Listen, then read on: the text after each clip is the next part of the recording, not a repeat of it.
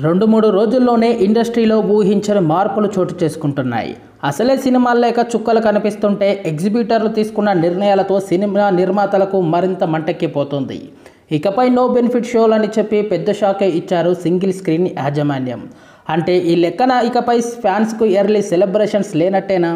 వాళ్ళ నిర్ణయం వెనుక కారణం ఏంటి? గత వారం రోజులుగా తెలంగాణలో సింగిల్ స్క్రీన్ గురించే చర్చ బాగా జరుగుతుంది. సినిమాలు లెక్క 2 వారాలు థియేటర్లు కూడా మూసివేశారు ఎగ్జిబిటర్లు.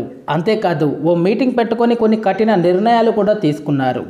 ఇందులో ముఖ్యంగా ఇకపై బెనిఫిట్ షోలు అదనపు ఆటలు ఉండవని కుండబద్దలు కొట్టేశారు.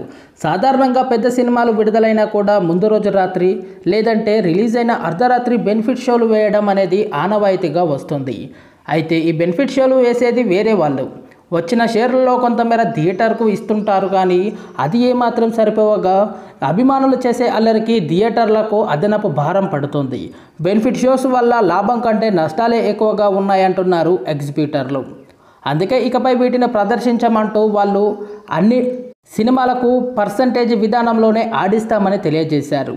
ముందుగానే అగ్రిమెంట్ చేసుకున్న కారణంగా కల్కి, పుష్ప 2, గేమ్ చేంజర్ భారతీయులకు రూల్స్ వర్తించవు.